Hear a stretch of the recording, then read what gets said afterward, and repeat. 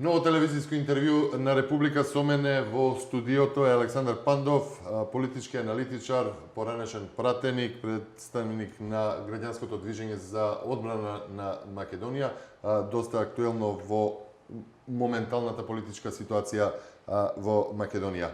На почеток, Пандов, добре дојде во студиото на Република, не ти е прв пат, нема ни да ти е последен. Ова интервју го снимаме во среда.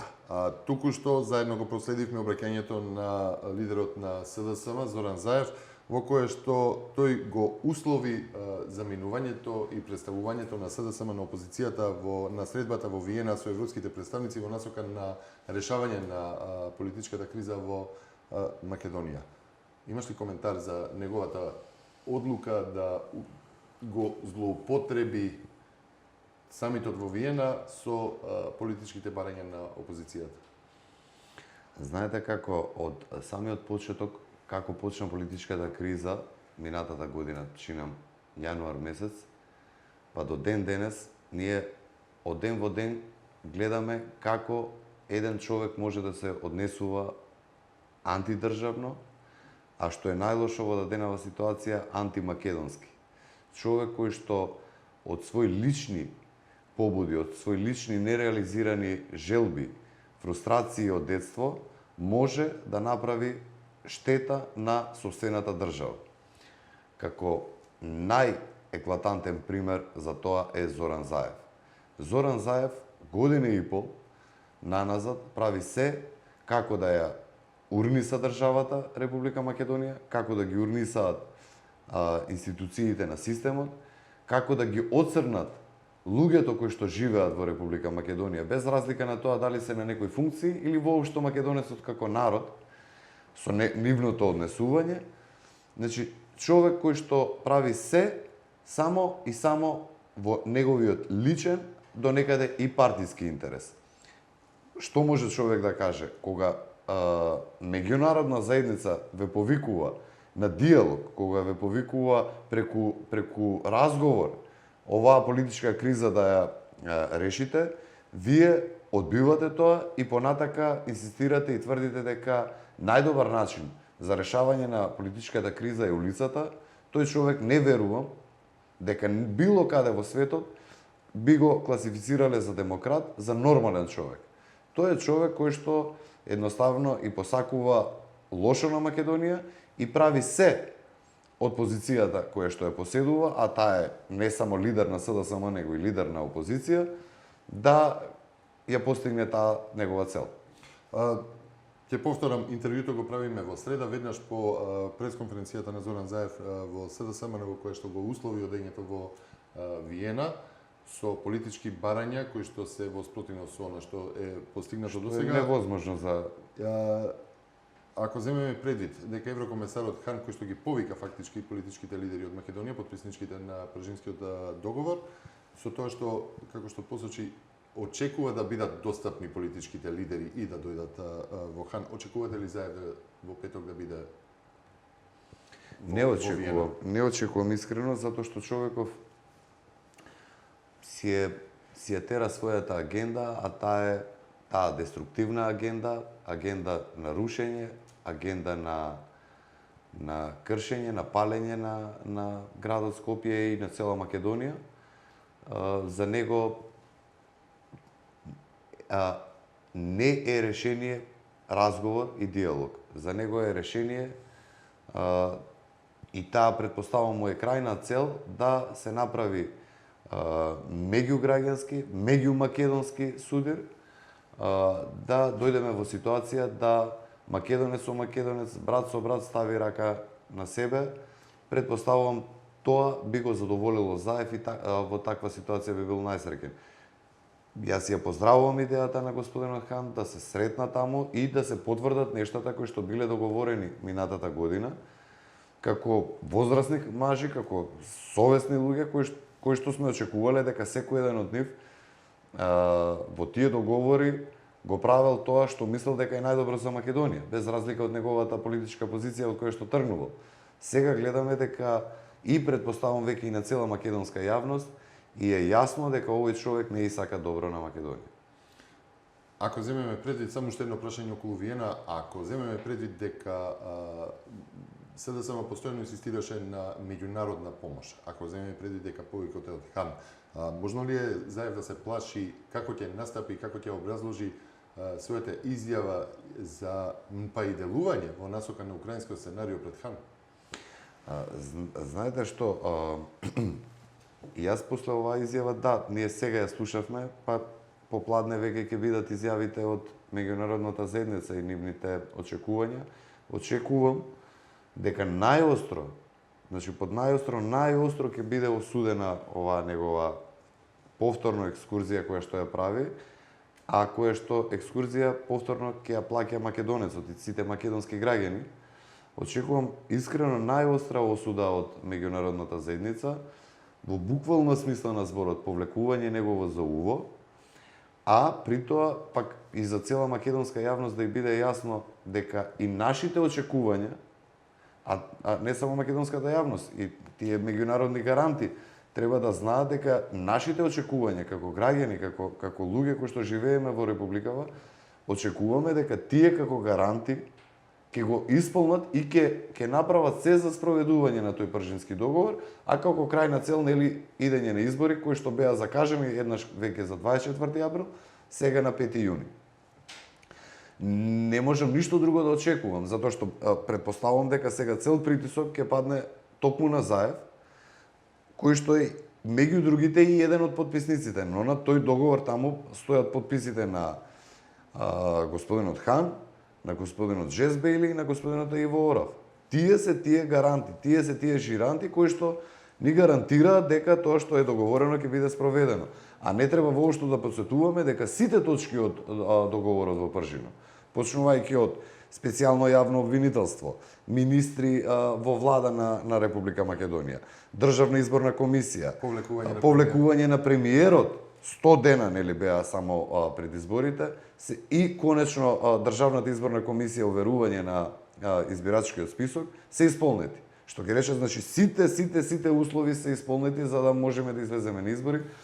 Јасно е дека Заев е уплашен, дека му е страв, дека се држи за сламка, а сламката е во моментов правење будала, правење на глув на сите повици и на меѓународната јавност и на македонската јавност. Токму по најавите за украинскиот сценарио и со деструктивната агенда на улиците на Скопје, па и во другите градови низ Македонија, вие со ДОМ повторно се активиравте, ја минавте Македонија. Ме интересира каква е енергијата кај народот, што очекува, што бара народот, дали ја разбира сериозноста на ситуацијата во која се наоѓа земјата? Апсолутно. За цела несреќа Македонија 25 години како сме независни, мислам дека ретко која држава во светот може да се пофали дека имала толку бурна политика. Ако на тоа надополниме дека во Македонија има над 50 телевизии, стотици портали, не знам број на весници и на радија. Македонецот сакал не сакал е премногу добро информиран околу политичката состојба, дополнително што пак сега секојдневно ги гледа оние немили сцени во кои што се пали, се уништува македонското добро.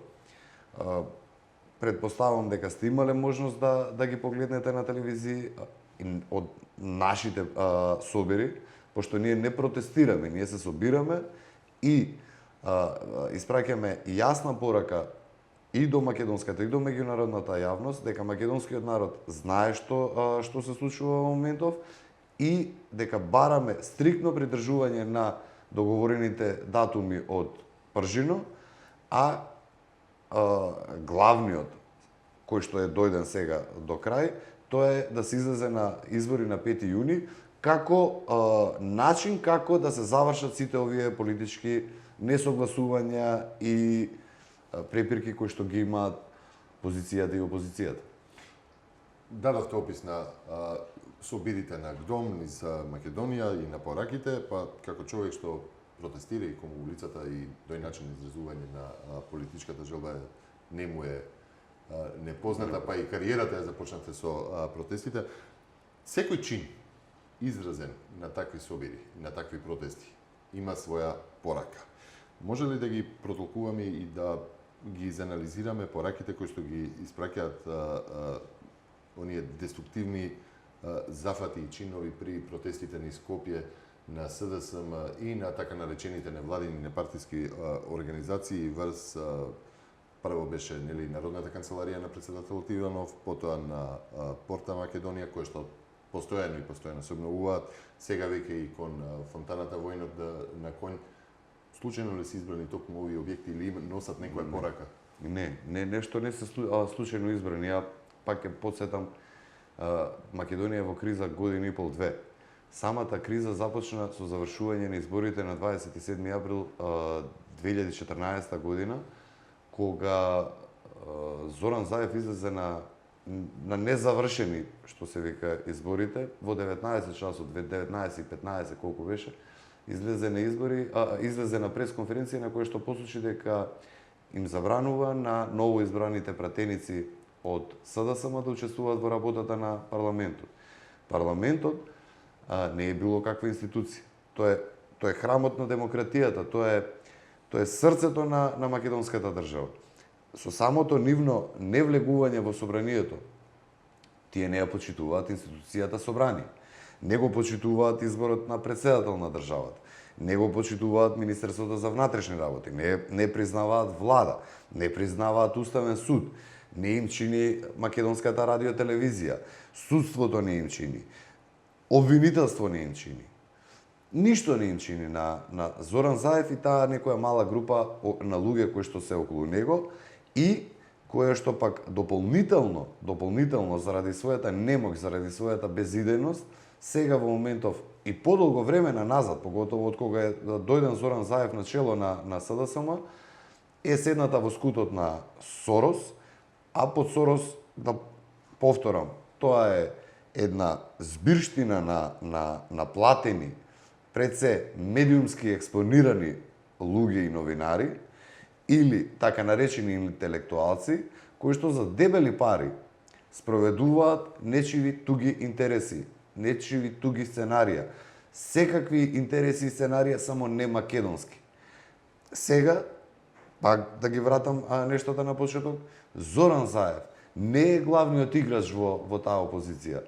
Главни играчи се Сорос и нивната мрежа на невладени, така наречени невладени организации. Сите тие невладени организации, ама до една што протестираат сега, што ги гледаме публиците, ако се видат кој ги финансира, јас ви гарантирам дека тоа е Сорос или USAID. Некој од нив пак и странски амбасади. Невидена работа, но тоа е така. Ме зачудува моментот што сега тие додека го гледаат не само она на почетно што зборев непочитување на институциите. Сега они направија чекор понатака, пак на буквален, на физички, со физички средства, со камења, со бекатон плочки, со мотки, со бакли, со што не, со бои, ги кршат. Тука имаме и организирано, значи претходно организирани и полнети, не знам, ама тоа е, видете, за да организирате вие сите можни подготовки, што е оружје, што не е оружје, што подлежи под кривична, што под прекршна. За да вие излезете така на улица и вооружен со камења, со молотови коктели, таму активистка на онаа како им се викаше Ристич ли како се вика, таа повикува со молотови коктели да бидат напаѓани. Свесна ли е таа што прави? Свесни ли се тие луѓе што прават? Значи, да се вратам. Они сега тргна физички да ги уништуваат одбележјата на македонецот. И јас не можам, не знам како да го изразам својот револт, поготово пред неколку дена кога го гледав она скрнавење на споменикот на Александар Македонски. Нормални ли се тие луѓе? Тие луѓе свесни ли се дека тој споменик за најголем број на македонците е свето сега? Дали на некого тоа му се допаѓало или не, тоа си нивна работа. Мене може би исто некои куќи, некои објекти не ми се допаѓаат. Но на крајна памет не ми е да јас одам и да ги кршам тие.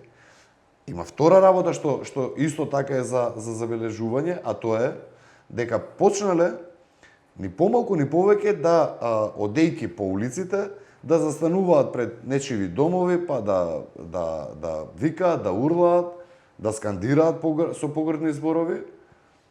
Тоа мислам дека е многу лоша порака што ја праќаат. Од друга страна, треба да им биде јасно дека и граѓанското движење за одбрана на Македонија, и воопшто сите граѓани на Република Македонија, цела оваа ситуација им е дојдена преку глава и дека ако тоа е израз, демократски израз на отпор, не гледам зашто, па и ние од ГДОМ или било кој македонец не може истите начини на негодување према СДСМ, према пишувањата на Геровски, на Ордановски, ставовите на Фрчковски или на Мирјана Најчевска, на Пендаровски, кои што со најпогрдни зборови не нарекуваат. Од стока, цепаници, неписмени, небањати, овци, што све не зборуваат за нас, да отидеме пред нивните домови, да излезат пред граѓаните и исто така да ни се обратат да ни кажат. Ако се продолжува со таа пракса, да бидат уверени, а не превзема при тоа Оливер Спасовски никакви и не гледам јас дека некој има кривична пријава сега за скрнавењето на споменикот на Александар Македонски или на Триумфалната порта, нема да ме чуди веќе во скоро време да има од наша страна таква реакција. Пандов, целата оваа ситуација многу ми не ги подсетува што се занимаваат со политика и што го анализираат општеството во Македонија на она состојба од 2012 година, кога се направи еден обид за упад во парламентот, тогаш председател на СДСМ беше Бранко Црвенковски, но негова десна рака беше Зоран Заев, кога повторно се дојде во ситуација да се судрат две групи, меѓутоа тоа беше еден прв таков чекор, да се судрат две групи на поддржувачи на две различни политички опции и една тампон зона од полиција и полициски кордони пред собранието. Од тогаш до сега имам чувство дека отапуваат чувствата за она што е прифатливо, а не и неприфатливо однесување при такви собери и демонстрации, односно дека е преместен прагот на толеранција. Па ако тогаш возбудливите сцени беа извикување вулгарности пред кордонот полиција, сега веќе гледаме дека полицијата не реагира, стои и како имаме едно чувство на нормалност кај публиката која го перцепира палењето на канцеларијата на Народната канцеларија на председателот, која што гори, се изнесуваат лаптопи, се фрлаат столици однатре, се палат слики. Како да е тоа најнормален начин на изразување незадоволство или изразување на политички барања. Што ми е прашањето? Што ова значи за иднината на нацијата, за иднината на државата? Што е ова како наследство што ќе се пренесе како модел на однесување политичко или граѓанско? Какво е? Многу се лоши пораките. Сакам да кажам, ќе има ли мир следната власт во Македонија ако евентуално се продолжи со вака? Еве да речеме под хипотетички дека и опозицијата да ја земе. Што очекува? Дека народот нема да продолжи со вакво однесување? Значи, прво, опозицијата треба да расчисти и тука е почетното, па и крајното нешто кое што на опозицијата не е јасно. А тоа е дека на избори, и само на избори, на кои што ќе излезат граѓаните, може човек да дојде на власт. Сите други методи, она што им раскажувал приказки за мали деца Заев, дека со помош на бомби, со помош на уцени, со помош на закани, дека ќе успее да направи да неговата партија дојде на власт, се крајно лош пример за не само за во денешно време, токму она што го говориш, за во идно време. Ако јас знам дека со помош на нешто кое што нигдека во светот не е дозволено, а тоа е со прислушнувани приватни разговори, да уценувам државни функционери, да уценувам бизнисмени, да уценувам интелектуалци, новинари, и со тоа да поминам неказнето и од тоа да нема никаква правна поука по останатите преку казната која што ќе биде изречена врз тие луѓе, а тоа во дадениот случај се Зоран Заев и Зоран Верушевски, тоа се испраќа една таква лоша порака да тоа е можно и секој еден човек, многу легитимно и многу нормално, ќе размислува како да дојде до уред со кој што ќе може да влезе во приватниот живот на некој функционер, па да не ги повторувам, дали е новинар, дали е интелектуалец. Замислете ситуација за било кого во светот, вклучувајќи и во Македонија и во Скопје, да имате вие приватни разговори 4 години, а толку кажува дека е периодот за кој што ги имал Зоран Заев. При тоа не казнето да ги објавувате приватните разговори од тој човек. Тоа мислам дека е таков преседан и тој човек и понатака да биде несанкциониран. Ние сега имаме некое специјално таму, така наречено специјално јавно обвинителство, кое што излезе дека е политичка, тоа е политичко, но сега ептен излезе и политичко и партиско, а под партиско на СДСМ обвинителство, кое што наместо да се грижи околу тоа кој тоа го направи во Македонија, која предизвика оваа политичка криза, работи сосема нешто друго. Односно прави како да извади обид за обвинение против било кој, они ако проценат дека е нешто поистакнат во владеачката ВМРО, и на тој начин, оцрнувајќи го него, да го дискредитираат човекот, пак ќе речам, со така наречени, нема ни едно обвинение до сега да се подсетиме. Има само обид за обвинение. Да се оцрнат тие луѓе и со самото тоа они веруваат дека ќе го ослабнат и рейтингот на партијата.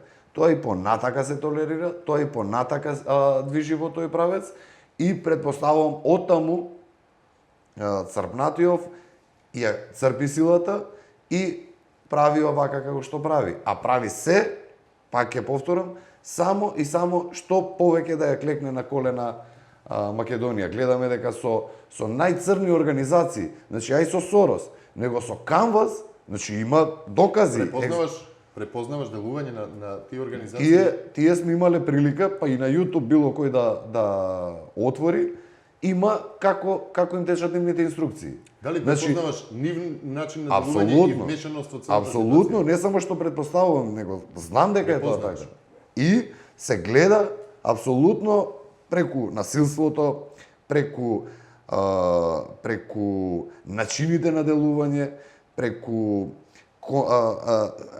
обидот за правење на конфликт со полицијата, провоцирање на полицијата, преку такви насилни начини да направат судир. Ја пак ќе речам, они би биле најсрекни кога би успеале македонецот со македонец сега да се земе да се тепа. Па ние малку име тоа. Сега слушам дека се појачале во петок и баш со УЧК ќе ги вадат на улица заедно, значи пазете сега која е ненормална ситуација. Canvas е српска организација. Колку што знам ја, србине со албанците и нешто посебно не се мирисаат. Поготово УЧК, ако гледаме како така, е организација која што произлезе од, како се викаше во, уствари, што произлезе, УЧК е од Косово. Ама, кога се работи за пари, затоа што тие се платени сега дебело тие Canvas, немаат никаков проблем, па во петок очекуваме, предпоставувам и УЧК и од Canvas да дојдат повторно да ги демолираат, да ги урнисуваат, да ги кршат спомениците на историјата која што се белег на оваа држава, кој што секој еден македонец кој што си ја сака и државата и градот, се гордее со нив. Токму во петок излегува следното издание на Неделникот Република, каде што ќе биде пренесено ова интервју во печатена форма. Токму во петок и како што има најави нели за протести, во петок е и средбата во Виена на хан со европските представници и со представниците на потписничките на Пржинскиот договор. Пандов, очекувате ли решение на кризата и како? Но и кога? Значи, решение, потполно решение. Значи, говориме за потполно решение. Бидејќи изборите ќе бидат само еден чекор кон решение. Видете, потполното решение е многу едноставно. Значи, меѓународната заедница, ако и посакува добро на Република Македонија, Предпоставувам дека веќе има психолошки профил за Зоран Заев. И свесни се дека се работи за непресметлива личност, за човек кој што со лабилен карактер, човек кој што во еден ден 3 пати знае да смени изјава. И дека и колку и да да речеме да имала желба меѓународната заедница да помогне кон негово подигнување и рейтингот негов личен и на партијата, не успеале. Значи, ако па да се вратам на прашањето, ако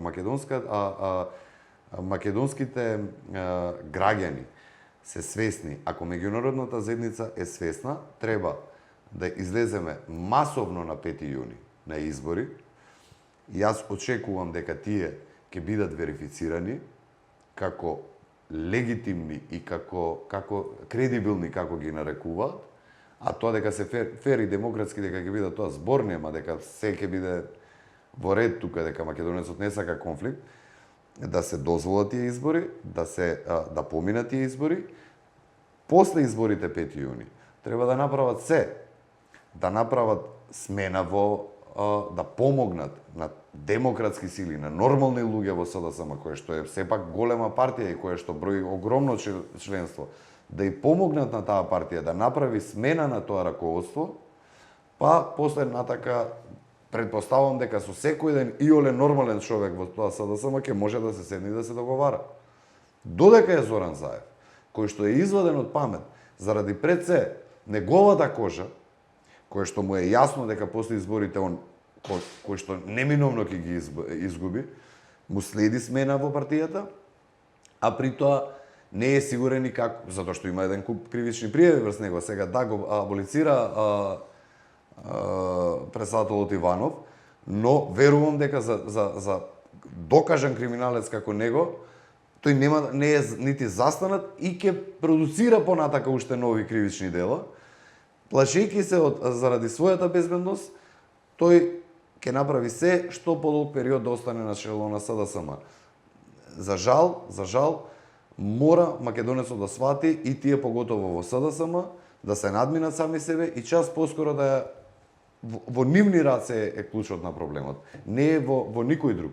Сето останатото е вербални гимнастики, ние вака ќе правиме или онака ќе правиме. Ако меѓународната заедница и посакува добро на Република Македонија, број 1, треба се да направи да го натера Зоран Заев да излезе на избори. Ама ако веќе не излегува на избори, треба јасно да му биде кажано: друже, ние ќе ги верифицираме овие избори кои што ќе бидат на 5 јуни, а ти после крши глава, што сакаш прави. Пандов, ја ти благодарам за учеството во Телевизија Република. Благодарам за поканата. Останете со другите содржини на порталот Република, прегледете ги другите интервјуа на Телевизија Република.